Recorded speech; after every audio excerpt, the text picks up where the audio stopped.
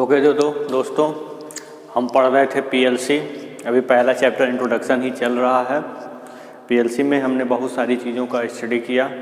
हमने देखा पीएलसी कैसे वर्क करता है, पीएलसी क्या है, पीएलसी का ब्लॉक डायग्राम क्या है। इसके नेक्स्ट पूर्व वीडियो में हमने सब कुछ पढ़ा है।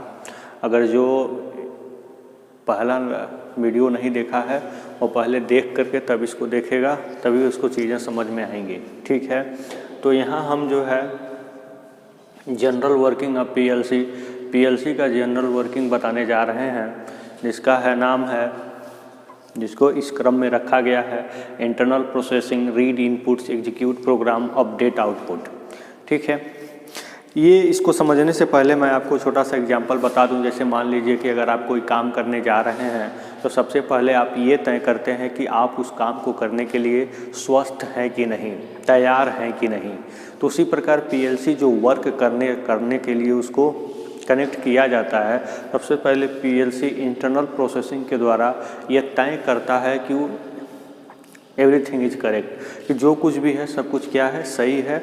वो अपने आप को क्या मानता है कि वो कार्य करने के लिए तैयार है।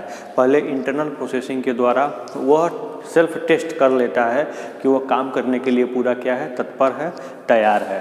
तो इंटरनल प्रोसेसिंग के अंतर्गत यही आता है कि सबसे पहले पीएलसी ये तय करता है कि वो कार्य करने के लिए तैयार है। उसके बाद रीड इनपुट को क्या करता है, रीड करता है कि वास्तव में उसको कौन सा इंस्ट्रक्शन, कौन सा कमांड दिया गया है। इसको वो क्या करता है, डिकोड करता है। फेचिंग के बाद क्या करता है, डिकोड करता है, जिसको मैंने अच्छे तरीके से बताया। और डिकोड करने के बाद वो प्रोग्राम को क्या करता है, एग्जीक्यूट करता है। यानी कि जो भी काम आप पीएलसी से लेना चाह रहे हैं, अर्थात जिस प्रकार का इंस्ट्रक्शन, जिस प्रकार का प्रोग्राम आप पीएलसी की मेमोरी में फीड किया है, उसके अकॉर्डिंग पीएलसी अपने कार्य को क्या करती है, निष्पादित करना शुरू कर देती है। यानी कि प्रोग्राम का एग्जीक्यूशन क्या हो जाता है, स्टार्ट हो जाता है। और जब प्रोग्राम एग्जीक्यूट होता है तो हमको क्या मिलता है, आउटपुट। अर्थात फाइनली पीएलसी आउटपुट को क्या करती है, अपडेट करती है। इसको आप ऐसे ही लिखना है, इनके बारे में लिखते जाना। नोट्स में सब कुछ लिखा हुआ है। फिर लास्ट में इनको लिख करके एक के बाद दूसरा, दूसरे के बाद तीसरा, तीसरे के बाद चौथा बॉक्स में लिख करके क्रम बना देंगे कि ये पीएलसी का क्या है, वर्किंग प्रिंसिपल है। ठीक है ना। पहले पीएलसी सेल्फ टेस्ट करके अपने कार्य को करने के लिए तैयार करती है, जिसको हम क्या कहते हैं, इंटरनल प्रोसेसिंग कहते हैं। यानी कि you can say that by internal processing PLC अपने आप को ये तय करती है कि कार्य करने के लिए तैयार है। फिर रीड इनपुट्स, उसके बाद वो क्या करती है, इनपुट को रीड करती है, फिर प्रोग्राम को एग्जीक्यूट करती है। उसके बाद आउटपुट क्या होता है, अपडेट होता है। ठीक है, ये आपका क्या था, जनरल वर्किंग ऑफ पीएलसी था। अब हम पीएलसी के फंक्शंस का अध्ययन करेंगे।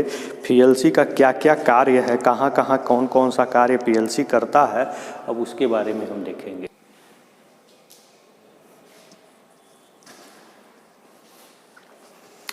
हाँ तो बच्चों देखिए, फंक्शंस ऑफ पीएलसी। इसके पहले जो आपने पढ़ा था वो क्या था, वर्किंग प्रिंसिपल ऑफ पीएलसी। लेकिन आज हम क्या पढ़ने जा रहे हैं, फंक्शन ऑफ पीएलसी। पीएलसी क्या क्या वर्क करती है। तो सबसे पहले हम आपको बता दें, ऑपरेट रिले। ये रिले को क्या करती है, ऑपरेट करती है। इसको आप लिख सकते हैं, रिले को ऑपरेट करना। इसको हिंदी में लिख सकते हैं, रिले को क्या करती है, ये ऑपरेट करती है। जैसे हम कभी भी ऐसा होता है, आउटपुट को डायरेक्ट पीएलसी से नहीं जोड़ते हैं। मान लीजिए आउटपुट अगर शॉर्ट सर्किट होता है तो पीएलसी भी उससे इफेक्टेड हो जाएगी। इसीलिए हम पहले क्या करते हैं, रिले को हम डायरेक्ट किससे जोड़ते हैं, मतलब जो आपका पीएलसी होता है उससे हम किससे जोड़ते हैं, रिले को। पहले जो पीएलसी होती है, पीएलसी को हम रिले से जोड़ते हैं। अब रिले जो होती है आपको आउटपुट से क्या होती है, कनेक्ट होती है। इस प्रोसेस से कनेक्शन होता है। पीएलसी डायरेक्ट आउटपुट को कनेक्ट नहीं होती है। मान लीजिए अगर आउटपुट में कोई फॉल्ट होता है तो आपका पीएलसी उससे इफेक्टेड हो जाएगी। इसलिए रिले के थ्रू जो है ये कनेक्ट होती है। रिले कैसा वर्क करता है, क्यों लगाया जाता है, अभी सब हम इसी वीडियो में आपको एक्सप्लेन करने वाले हैं। आज का वीडियो सेशन बहुत ही इम्पोर्टेंट होगा, आप बस शुरू से लास्ट तक ज़रूर देखिएगा। तो यहाँ आपको देखिए, पीएलसी रिले आउटपुट। सबसे पहला काम वो क्या करती है, रिले को ऑपरेट करती है। उसके बाद क्या करती है, टाइमर फंक्शन। टाइमर फंक्शन क्या होता है? देखिए, टाइमर फंक्शन का मतलब क्या है, टाइमर और काउंटर फंक्शन का मतलब क्या है। मान लीजिए कि आप चाहते हैं कि आप जैसे सप्लाई देते हैं आउटपुट को, आप चाहते हैं सप्लाई देने के 10 मिनट या 15 मिनट या 25 मिनट बाद आउटपुट ऑपरेट हो, तो इसको हम क्या है, यह फंक्शन जो है टाइमर फंक्शन कहलाता है। तो हम यह टाइम क्या करते हैं, पीएलसी में डाल देते हैं, तो वो उसी टाइम के बाद वो आउटपुट को सप्लाई देती है और आउटपुट को ऑपरेट करती है। मतलब हम चाहें तो पीएलसी के द्वारा आउटपुट को एक पर्टिकुलर टाइम के पश्चात भी ऑपरेट कर सकते हैं। तो that is called timer function. Counter function क्या है, आप पीएलसी के द्वारा इवेंट को काउंट भी कर सकते हैं।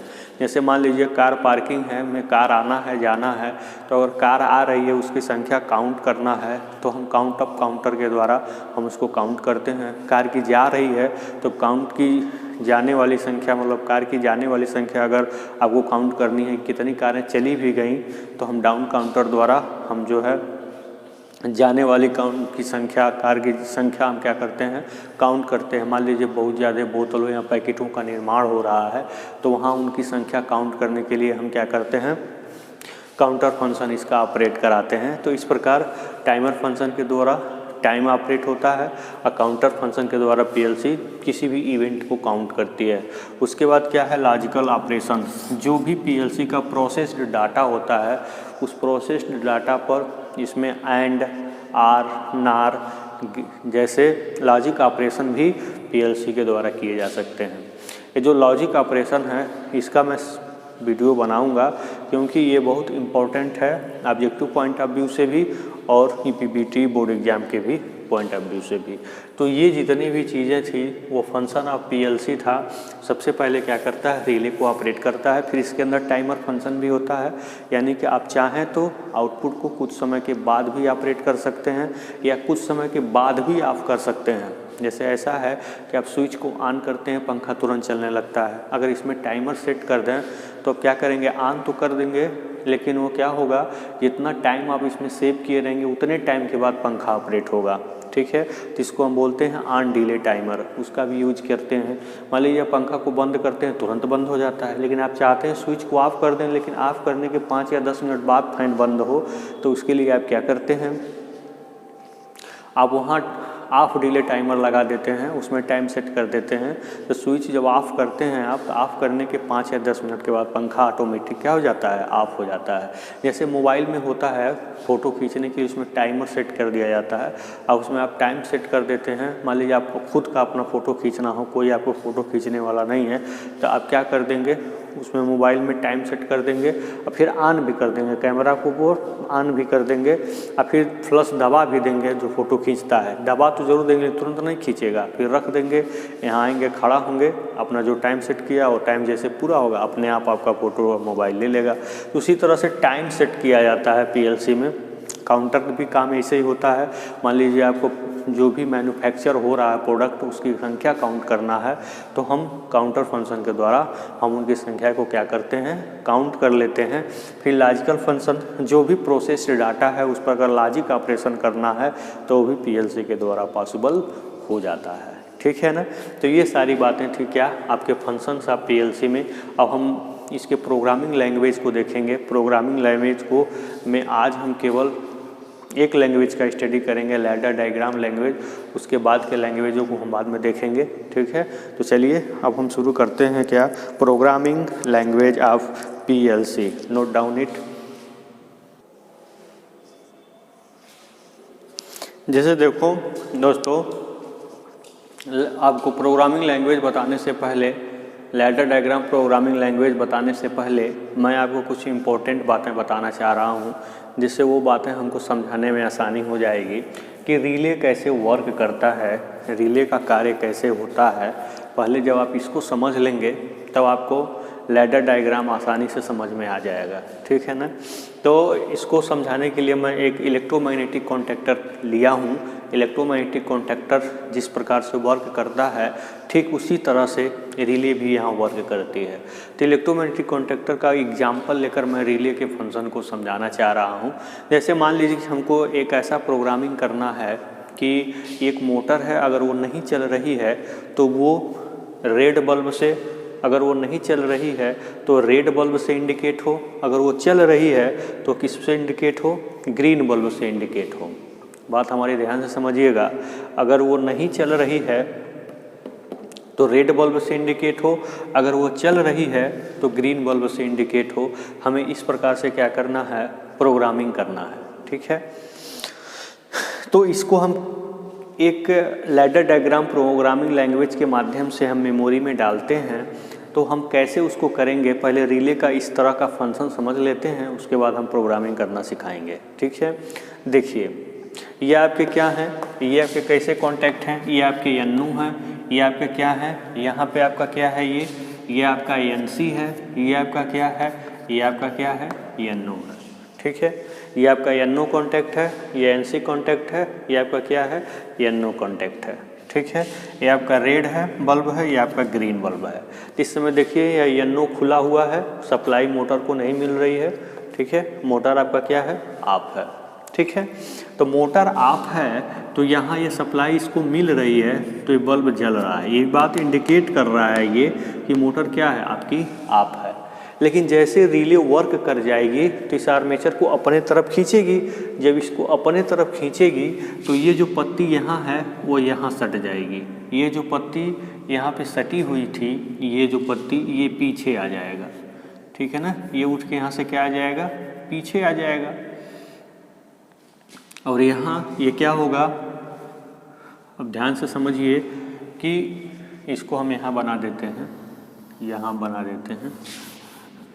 जब इसको अपने पीछे खींची तो हुआ क्या, नहीं सही था, स्टार्टिंग में ही सही था। जब ये पीछे खींचेगा तो ये जो पत्ती है उठ करके यहाँ आ जाएगा। अब देखिए अब मोटर चलने लगी और यहाँ आपका ग्रीन बल्ब भी जल गया। तो मतलब अब मोटर चलने लगी, ग्रीन बल्ब जल गया, यानी कि रेड बल्ब ये बता रहा था कि मोटर नहीं चल रही है जो पैनल पे लगी है। ग्रीन बल्ब अब ये बता रहा है कि मोटर क्या हो रही है, चल रही है। तो इस प्रकार कॉन्टैक्टर के प्रिंसिपल से आपने समझा कि जब रिले ऑपरेट हो जाती है तो होता क्या है कि जो भी कॉन्टैक्ट NO होते हैं वो NC में, और जो NC होते हैं उसको NO में वो कन्वर्ट कर देता है। NO का मतलब होता है क्या, नॉर्मली क्लोज्ड। NO का मतलब नॉर्मली क्लोज्ड होता है। NC का मतलब होता है क्या, नॉर्मली ओपन। NO का मतलब होता है नॉर्मली ओपन और NC का मतलब होता है नॉर्मली क्लोज्ड, ठीक है। इस प्रकार से NO और NC को हम इस तरह से रिप्रेजेंट करते हैं। और ये आपका क्या है, जो पत्ती यहाँ पे लगी हुई है वो NC है और जो खुली हुई है वो क्या है, NO है। तो इस तरह के कॉन्टैक्ट का हम यूज करके लैडर डायग्राम प्रोग्रामिंग लैंग्वेज हम बनाते हैं। इसीलिए मैं जो है इसके बारे में पहले आपको बता दिया। अब हम देखते हैं कि रिले कैसे वर्क करती है, उसको हम देख लेते हैं। ये इलेक्ट्रोमैग्नेटिक कॉन्टैक्टर का एक एग्जाम्पल लेकर मैंने रिले के फंक्शन को समझाने का प्रयास किया है। अब हम रिले को दिखाते हैं कैसे रिले से लोड कनेक्ट करते हैं और एक पर्टिकुलर टाइम के पश्चात वो आउटपुट को अपडेट करती है, ठीक है। उसके बाद तब हम लैडर डायग्राम प्रोग्रामिंग लैंग्वेज लिखेंगे तो हमें आसानी से समझ में आएगा।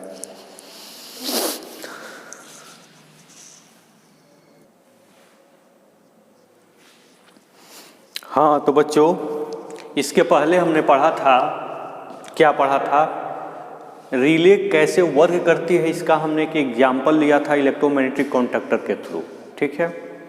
रिले जब वो एनर्जाइज होती है तो अपने आर्मेचर को खींचती है। जब खींचती है तो जो NO कॉन्टैक्ट होते हैं वो NC में, जो NC होता है वो NO में कन्वर्ट हो जाता है, ठीक है ना।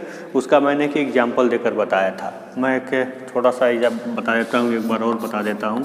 तो देखिए ये यहाँ पे क्या है, ये आपका क्या है, NC है, ये आपका क्या है, NO है। जब ये इसकी कॉइल जब एनर्जाइज होगी, सप्लाई जब इसको मिलेगा, ये किससे कनेक्ट होगी, ये आपके PLC से ही कनेक्ट होगी। किससे कनेक्ट होगी, ये जो जाएगी कहाँ जाएगी, PLC ही इसको सिग्नल देगा। अब फिर जब ये सिग्नल पाएगा PLC से तो उसी के अकॉर्डिंग ये आर्मेचर को खींचेगा अपने, और एक्टिव होगा। तो जब आर्मेचर को खींचेगा तो होगा क्या, ये जो पत्ती है ये यहाँ आ जाएगी। देखिए ये जो पत्ती थी, जो सटी हुई पत्ती थी वो यहाँ आ गई, और जो यहाँ पत्ती पत्ती ये खुली हुई थी वो जब आगे आएगी तो इससे सट जाएगी। यानी कि जब रिले पीएलसी जब सिग्नल रिले को देता है तो रिले एनसी कॉन्टैक्ट को एनओ में और एनओ कॉन्टैक्ट को एनसी में कन्वर्ट कर देता है। तो इसी के अकॉर्डिंग जो इस पर लोड ऑपरेट होते हैं लोड, वो इसी के अकॉर्डिंग लोड जो है ऑन और ऑफ होते हैं। ठीक है ना, जो आपके लोड ऑन हो रहे हैं वो ऑफ हो जाएंगे, ऑन थे वो ऑफ हो जाएंगे, जो ऑफ थे वो ऑन हो जाएंगे। कब? जब रिले ऑपरेट करेगी तब। तो पीएलसी रिले को ही सप्लाई देती है, फिर रिले आउटपुट को अपडेट करता है, आउटपुट को ऑपरेट करता है। ठीक है ना। हम रिले से ही क्यों आउटपुट को जोड़ते हैं? क्योंकि अगर कोई फॉल्ट अगर आया तो रिले में ही आएगा, पीएलसी में नहीं आएगा, तो पीएलसी इससे क्या हो जाएगी? सेफ हो जाएगी। ठीक है। तो हम इस पीएलसी को थोड़ा सा डिटेल में बताने की कोशिश कर रहे हैं, इसको समझिए। ये जो मैं जो बता रहा हूँ ये आपका पूछा था यूपीपीसीएल के एग्ज़ाम में भी पूछा था, तो आज यहाँ मैं इसको एक्सप्लेन कर रहा हूँ। जैसे मान लीजिए कि आपको लोड को तब ऑपरेट करना है जब रिले ऑपरेट हो, तब आपको लोड को ऑपरेट करना है। तो हम लोड को कैसे जोड़ेंगे? एनओ से जोड़ेंगे। क्यों? क्योंकि जब आपकी रिले ऑपरेट होगी, तो जब रिले ऑपरेट होगी तो जो ये एनसी है किस में बदल जाएगा? एनओ में। और ये जो आपका एनओ है ये आपका कॉमन टर्मिनल, जो आपका ये एनओ है ये उठ के पत्ती यहाँ आ जाएगी, जब उठ के यहाँ आएगी तो किस में बदल जाएगा? एनसी में बदल जाएगा। अरे भाई ये पत्ती उठ के यहाँ आ गई तो अब सप्लाई सीधे देखो लोड को मिलने लगा, लोड ऑपरेट हो गया। ठीक है। इसका मतलब जब लोड को रिले के ऑपरेट होने के बाद ऑपरेट कराना हो तो उसको किस पे डालना चाहिए? एनओ पे डालना चाहिए। अब जस्ट इसके उल्टा, अगर रिले के ऑपरेट होने से लोड को ऑफ करना हो तो हम रिले को किससे जोड़ते हैं? आउटपुट को किससे जोड़ेंगे? तब हम एनसी कॉन्टैक्ट से जोड़ेंगे। मान लीजिए यहाँ बल्ब लगा दिए, यहाँ आपने बल्ब लगा दिया, यहाँ मान लीजिए आपने क्या लगा दिया? मोटर से आपने यहाँ कनेक्शन दे दिया। ठीक है ना। यहाँ का जो कनेक्शन है आपने किससे दे दिया? मोटर से दे दिया। तो अब आप देखिए, जब यहाँ मोटर से दे दिया आपने एनसी कॉन्टैक्ट है, तो जब रिले ऑपरेट होगी, रिले के ऑपरेट होने की ज़रूरत नहीं है, जैसे सप्लाई मिली तुरंत मोटर पहले ऑन हो जाएगा। ठीक है। लेकिन जब रिले ऑपरेट हो जाएगा तब ये जो बल्ब है ये ऑन हो जाएगा और मोटर क्या हो जाएगी? ऑफ हो जाएगी। क्यों? क्योंकि रिले के ऑपरेट होने से ये जो कनेक्शन है यहाँ से उठ करके यहाँ आ जाएगा। ठीक है ना। जब यहाँ से उठ करके यहाँ आ गया तब देखिए मोटर बंद हो गया और फिर आपका जो बल्ब हो गया क्या हो गया? चलने लगा। यानी कि अगर लोड रिले के ऑपरेट होने के बाद ऑपरेट होना चाहती है तो उसको एनओ से कॉन्टैक्ट करेंगे। यदि लोड रिले के ऑपरेट होने के बाद ऑफ होना चाहती है तो उसको एनसी से कांटेक्ट करेंगे। यही क्वेश्चन ऑब्जेक्टिव टाइप बना करके यूपीसीएल जेई में पूछा था। ठीक है। और रिले का ये डायग्राम के मेथड से हमने रिले का वर्किंग भी आपको समझा दिया कि जब रिले वर्क करती है तो अपने एनओ टर्मिनल को एनसी में और एनसी टर्मिनल को एनओ में कन्वर्ट कर देती है। और जब तक वो वर्क नहीं करती है तो जैसा जो टर्मिनल होता है वैसा वो बना रहता है। ठीक है ना। तो अब जब हम इस एनओ और एनसी को हम लैडर डायग्राम में यूज करेंगे तो एनओ और एनसी को इसको हम मिटाते हैं। हम बता दें इसका कॉन्टेक्ट जो भी हम यूज करेंगे तो उसको हम कैसे रिप्रेजेंट करेंगे लैडर डायग्राम में, उसको हम दिखा देते हैं ताकि उसको बताने पर आपको कन्फ्यूजन ना हो। देखिए ऐसे या ऐसे, ये आपके दोनों एनओ कॉन्टैक्ट हैं। चाहे ऐसे दिखाइए चाहे ऐसे दिखाइए, ये क्या होंगे? एनओ कॉन्टैक्ट हैं। ये आपके क्या होगा? एनसी कॉन्टैक्ट होगा। ठीक है ना, जो नॉर्मली क्लोज है। जब लैडर डायग्राम प्रोग्रामिंग करेंगे तो हम इस तरह से सिंबल यूज करेंगे वहाँ पे। ठीक है। और जो रिले का सिंबल होगा वो इस प्रकार से होगा, याद दीजिएगा। इसको हम क्या बोलेंगे? आउटपुट बोलेंगे। इस सिंबल को नोट कर लीजिए, बहुत इंपॉर्टेंट है। हम इनको क्या करेंगे? एनसी से, इसको एनओ से, और इसको आउटपुट को रिले को इस प्रकार से रिप्रेजेंट करेंगे। मान लीजिए कि पीएलसी जिस कंपनी की है उस कंपनी के अकॉर्डिंग इसका नाम भी लिख देते हैं। आप नाम अपने मन से भी लिख सकते हैं। कौन कौन सी कंपनियां हैं? साइमेंस है, एलन ब्रैडली है, एबीबी है। एलन ब्रैडली का कंपनी निर्मित जो है बहुत ज़्यादा यूज होता है। ठीक है ना, इसलिए एलन ब्रैडली का ही पीएलसी ज़्यादातर यूज किया जाता है। ठीक। तो ये आपके कॉन्टैक्ट हैं, सिंबल है जो लैडर डायग्राम प्रोग्रामिंग लैंग्वेज में यूज किया जाएगा। तो अभी मैं आपको बताऊंगा कि अब आपको हम बताऊंगा लैडर डायग्राम प्रोग्रामिंग लैंग्वेज क्या होता है, उसका यह नाम क्यों है। ठीक है। और कैसे हम प्रोग्रामिंग करते हैं उसको मैं आपको समझाने का प्रयास करूँगा। ठीक है। अब हम देखते हैं क्या प्रोग्रामिंग लैंग्वेज या पीएलसी। लैडर डायग्राम ही नहीं, बहुत सारे प्रोग्रामिंग लैंग्वेज होते हैं जिनको बारी बारी से हम स्टडी करेंगे।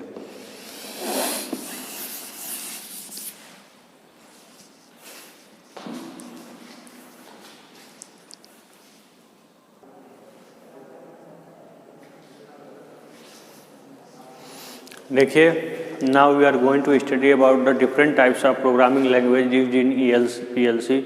पीएलसी में यूज्ड होने वाले डिफरेंट टाइप्स के प्रोग्रामिंग लैंग्वेज के बारे में हम देखने जा रहे हैं। इसमें जो है जनरली 5 तरह का प्रोग्रामिंग लैंग्वेज हम यूज करते हैं पीएलसी के अंदर। जो सबसे इम्पोर्टेंट और सबसे पहला होता है लैडर डायग्राम प्रोग्रामिंग लैंग्वेज, दूसरा होता है FBD forward block diagram programming language, तीसरा होता है इंस्ट्रक्शन लिस्ट लैंग्वेज, चौथा होता है हायर लेवल लैंग्वेज, पांचवा सीक्वेंशियल फ्लो चार्ट लैंग्वेज। ठीक है, इस तरह के लैंग्वेज हम पीएलसी के प्रोग्राम में यूज करते हैं। आखिर प्रोग्राम जब हम लिखेंगे तो कोई ना कोई लैंग्वेज का यूज करेंगे ही। तो 5 तरह के लैंग्वेज हम यूज करते हैं, जिसमें सबसे इम्पॉर्टेंट होता है लैडर डायग्राम प्रोग्रामिंग लैंग्वेज। अब हम लैडर डायग्राम प्रोग्रामिंग लैंग्वेज का पूरा ऑपरेशन करने जा रहे हैं, उसको बहुत अच्छे तरीके से समझाने की कोशिश करेंगे। इस पर कई तरह का एग्जाम में क्वेश्चन में पूछा गया था, और आप देखिएगा कितना आसानी से आपको समझ में आएगा। बशर्ते बस बने रहिएगा हमारे वीडियो लेक्चर में। इस वीडियो लेक्चर में आपको लैडर डायग्राम प्रोग्रामिंग लैंग्वेज 100% आपको समझ में आनी है, इस बात की गारंटीड है।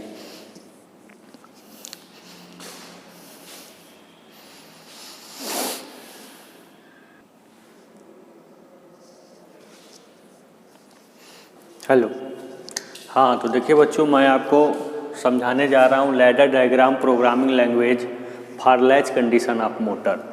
आपके सिलेबस में है लैच कंडीशन, उसी को मैं समझाने का प्रयास कर रहा हूँ। ये मैंने जो डायग्राम बनाया है समझाने के लिए एक रफ डायग्राम है, ये आपका लैडर डायग्राम नहीं है। इसके बाद मैं इसी का सहायता लेकर के लैडर डायग्राम बनाऊंगा। इसको इसी की सहायता से समझाते हुए हम लैडर डायग्राम आपको बना के दिखाएंगे। ठीक है ना। ये आपके जो 2 स्विच हैं NO और NC, ये आपके क्या हैं, पीएलसी के इनपुट स्विच हैं। जैसे मान लीजिए ये आपका क्या है, ये आपका पीएलसी है और इससे कनेक्ट है क्या, आपका इनपुट मॉड्यूल। यहाँ पे इनपुट मॉड्यूल जो हमने आपके बताया। अब यहाँ पे क्या है, ये आपका NO स्विच है और ये आपके क्या है, NC स्विच है। ठीक है, ये आपके इनपुट मॉड्यूल के दोनों स्विच हैं। ठीक है, अब पीएलसी के बाद लगा क्या है, रिले। यहाँ पे रिले लगा है, रिले का कांटेक्ट है आपका क्या, ये Y1 जो क्या है, ऑफ है। इसके बाद जो है आपका क्या लगा हुआ है, यहाँ पे आपका क्या लगा हुआ है, मोटर लगा हुआ है। ठीक है ना। तो मैं आपको समझाने का केवल अभी प्रयास कर रहा हूँ। लैडर डायग्राम डायरेक्ट बना दूंगा तो आपको समझ में नहीं आएगा। ठीक है, इसीलिए मैं पहले भूमिका बना रहा हूँ उसको समझाने के लिए। इसको आप समझ लेंगे तो आपको बहुत आसानी से समझ में आ जाएगा। ठीक है, फिगर तो विजुलाइज हो रहा होगा आप लोगों को। फिर मतलब होल्ड अवस्था, मतलब आप ऐसा प्रोग्रामिंग लैंग्वेज बनाना चाह रहे हैं कि मोटर का एक बार स्विच ऑन कर दीजिए, मतलब एक बार इसको पुश करके छोड़ दीजिए तो मोटर लगातार चलती रहे जब तक आप स्वयं उसको ऑफ ना करें। ठीक है, एक बार पुश किए, ये पुश बटन है ना, पुश करने में पुनः अपने जगह पे चला जाएगा। लेकिन आपको ऐसा प्रोग्रामिंग करना है कि एक बार पुश करके छोड़ दिए, उसके बाद मोटर कंटिन्यू चलता रहे, मतलब होल्ड हो जाए उस अवस्था को, हमेशा कंटिन्यू चलता रहे, जिसको हम लैच अवस्था कहते हैं। उसी का हमको प्रोग्रामिंग करना है। तो उसको समझाने के लिए यहाँ पे देखिए 2 NO और NC स्विच हैं जो हमारे हैं। ये इनपुट मॉड्यूल से पीएलसी से जुड़े हुए हैं, जिनके ऊपर अपना अधिकार है, हमारा अधिकार है, जब चाहें इसको ऑन करें, जब चाहें इसको ऑफ करें। लेकिन ये जो आपकी स्विच है ये आपकी आउटपुट से कनेक्टेड है। जब आउटपुट इसको सिग्नल देगी तभी ये ऑन और ऑफ होगा। ठीक है ना, ये आपके आउटपुट मतलब रिले से ये कांटेक्ट है। ये Y1 रिले जैसा ऑपरेट करेगी, उसी के अनुसार ये ऑपरेट होगा। अब जैसे मान लीजिए आपने क्या किया, इस स्विच को ऑन किया, यहाँ पे पुश किया, ये आपका ऑन हुआ। अब सप्लाई आगे बढ़ी। ठीक है, पीएलसी सिग्नल दिया आपको, किसको, यहाँ पे रिले लगा है, रिले को सिग्नल दिया पीएलसी। रिले जब सिग्नल मिला तो रिले क्या किया, अपने NO कॉन्टेक्ट को क्या कर दिया, इसमें NC में कन्वर्ट कर दिया। जब NO NC में बदल गया तो मोटर क्या हो गया, ऑपरेट हो गया। ठीक है ना। अब जब तक ये NC में बना रहेगा तब तक मोटर लगातार चलता ही रहेगा। तो ये होल्ड कंडीशन हो गया। ठीक है ना। तो ये दोनों आपके NO और NC पर रिले का कोई अधिकार नहीं है, इन दोनों पर रिले का कोई अधिकार नहीं है। अधिकार है तो किस पर है, केवल इस पर है, ठीक है ना। ये क्यों, क्योंकि ये रिले का कॉन्टैक्ट है। तो रिले जब ऑपरेट हुआ तो ये आपका NO किस में कन्वर्ट हो गया, NC में कन्वर्ट हो गया, ठीक है। और उसी के अकॉर्डिंग मोटर क्या हो गई आपकी, ऑपरेट हो गई। तो अब इसी चीज़ को हम लैडर डायग्राम के माध्यम से समझाने की कोशिश करेंगे, कैसे उसको देखते हैं।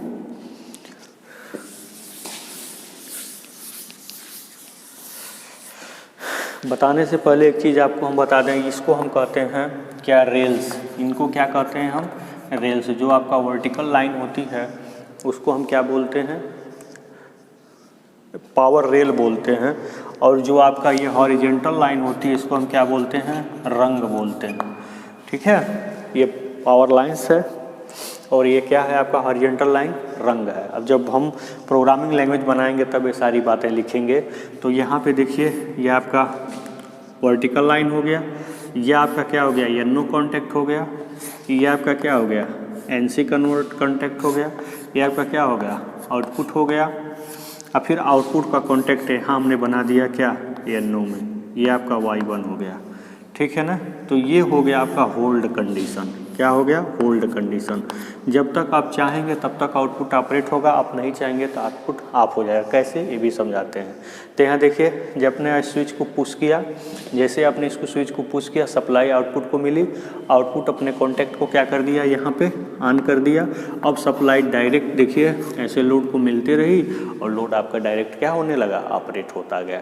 उसी तरह से जैसे हमने स्विच को यहाँ पुश किया, आउटपुट को सप्लाई मिला, आउटपुट अपने कॉन्टैक्ट को क्या कर दिया, ऑन कर दिया।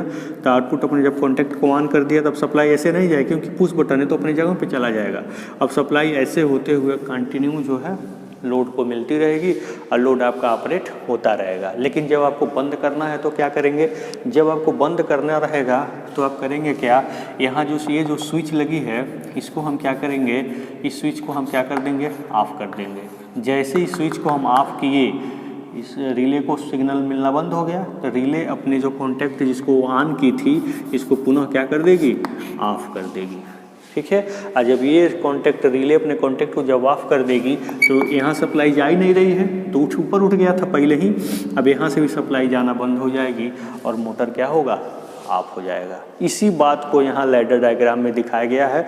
ये आपका वन रंग है, ये हॉरिजॉन्टल लाइन को रंग कहते हैं, इसको पावर लाइन से या रेल्स कहते हैं, ठीक है ना।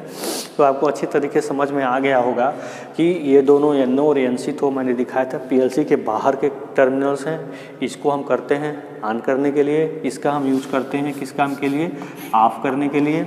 और ये रिले का कॉन्टैक्ट है, जब रिले एनर्जाइज होगा तो ये ऑन हो जाएगा, और जब रिले डी एनर्जाइज होगा तो ये ऑफ हो जाएगा। IC के अकॉर्डिंग आउटपुट आपको क्या करेगी, वर्क करेगी।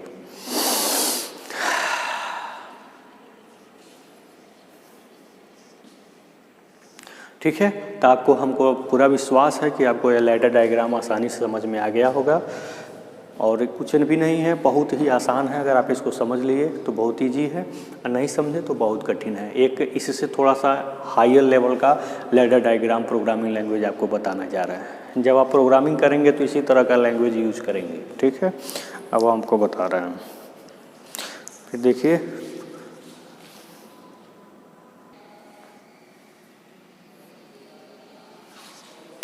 देखिए बच्चों, अब हम लोग ऐसा लैडर डायग्राम बनाने जा रहे हैं जिसमें दो बल्ब यूज हुआ है, एक रेड और एक ग्रीन। रेड बल्ब इस बात की सूचना देगा कि मोटर बंद हो गया है, मोटर नहीं चल रहा है, और ग्रीन इस बात की सूचना देगा कि मोटर चल रहा है, ठीक है। ये मोटर कहाँ लगा है, फील्ड में, और ये दोनों कहाँ लगे हुए हैं, पैनल में, जो हम एक जगह बैठ के ही देख सकते हैं कि हमारा मोटर फील्ड में चल रहा है कि नहीं चल रहा है, ठीक है ना। तो इसको लिखे हैं ladder diagram in which red bulb indicates of condition of motor and green bulb indicates on condition of motor. इसको हिंदी में मैंने लिख दिया है लैडर डायग्राम बनाना जिसमें लाल बल्ब मोटर के ऑफ होने की सूचना देता है तथा हरा बल्ब मोटर के ऑन होने की सूचना देता है, ठीक है ना। इस समय आप क्या देख रहे हैं, मोटर नहीं चल रहा है, लेकिन सप्लाई रेड बल्ब को मिल रही है, ये ऑन है। अब मोटर इस समय नहीं चल रहा है, कहाँ सप्लाई, कुछ नहीं, मोटर चल ही नहीं रहा है, रेड बल्ब जल रहा है। अब हम करेंगे क्या, इस पुश बटन को जैसे ही हम पुश करेंगे, सप्लाई रिले को मिली, यही ना आउटपुट को मोटर को ऑपरेट करेगा। जैसे इसको सप्लाई मिली, ये अपने कॉन्टैक्ट को ये क्या किया, ये आपका Y1 होगा, ये आपका क्या होगा Y2 होगा, ये आपका क्या होगा Y3 होगा। ये अपने कॉन्टैक्ट को क्या करेगा, ऑन करेगा। जैसे ये इसको ऑन करेगा, अब रिले एनर्जाइज हो जाएगी। रिले जब एनर्जाइज होगी तो अपने आउटपुट को ऑपरेट करेगी। तो आप ये सोचेंगे सर तो इसको ऑफ कर देना चाहिए रिले को। तो भाई रिले का एक टर्मिनल नहीं है, ये हमारा क्या है पीएलसी से पहले का है। ये इस पर हमारा अपना कंट्रोल है, हम जब चाहे ऑन करें ऑफ करें। रिले के ये तीनों टर्मिनल हैं, इन्हीं के अनुसार इनका नाम रखा जाता है। ये Y2 है, ये Y3 है, ठीक है ना। तो रिले जैसे ही एनर्जाइज होगी आपका आउटपुट को मोटर को सप्लाई देगी, मोटर ऑपरेट हो जाएगा, मोटर चलने लगेगा। तो इसको तो ऑन करेगी तो ठीक है, लेकिन इसको तो ऑफ कर देगी ना, क्योंकि ये रिले का कॉन्टैक्ट है। तो रिले अपने कॉन्टैक्ट पर अपना अधिकार जमाएगी ही। भाई आप अपने घर के ही बच्चों पर अपना अधिकार जमा सकते हैं, दूसरे पर नहीं ना। तो ये जो है अपने इस कॉन्टैक्ट को जो ऑन थी उसको ऑफ कर देगा, तो मोटर ये बुझ गया, मतलब ये बल्ब बुझ गया। तो जो इस बात का सूचना दे रहा था कि मोटर नहीं चल रही थी, अब वो बुझ गया। लेकिन ये जो आपका ऑफ था इसको क्या कर दिया, ये ऑन कर दिया। और जैसे ही इनको ऑन करेगा ये बल्ब जलने लगेगा। तो ग्रीन बल्ब हमको ये बताएगा कि मोटर चल रही है, और वास्तव में मोटर चल रही है, ठीक है ना। अब मान लीजिए इस प्रोसेस को आपको ऑफ करना है। जब इस प्रोसेस को आपको ऑफ करना रहेगा तो इस पुश बटन को आप प्रेस कर देंगे। जब इस पुश बटन को प्रेस कर देंगे तो ये आपको एनसी किस में बदल जाएगी, एनओ में बदल जाएगी। रिले डी एनर्जाइज हो जाएगा। जी जैसे रिले डी एनर्जाइज हुआ, इसको एनसी में किया था ना, फिर एनओ में कर देगा, ठीक है। अब सप्लाई जाएगी ही नहीं, ठीक है, मोटर वैसे ऑफ हो जाएगा। इसको एनओ में कर देगा, इसको एनओ किया था ना, इसको पुनः एनसी में कर देगा। आपका रेड बल्ब जल गया क्योंकि मोटर बंद हो रहा है। अब फिर इसको जो एनसी किया था इसको पुनः एनए में कन्वर्ट कर देगा। ये है आपका पूरा लैडर डायग्राम, जिसमें ये देखिए ये तीनों क्या है, जो हॉरिजॉन्टल लाइंस हैं वो रंग है, रंग 1, रंग 2, रंग 3। जो वर्टिकल लाइन है वो क्या है, रेल है, लेफ्ट रेल और राइट रेल, ठीक है। हमको आशा करते हैं आपको बहुत अच्छा समझ में आ गया होगा। अगर अच्छा लगा हो तो इस वीडियो को लोगों के पास ज़रूर शेयर करिए। बस धन्यवाद।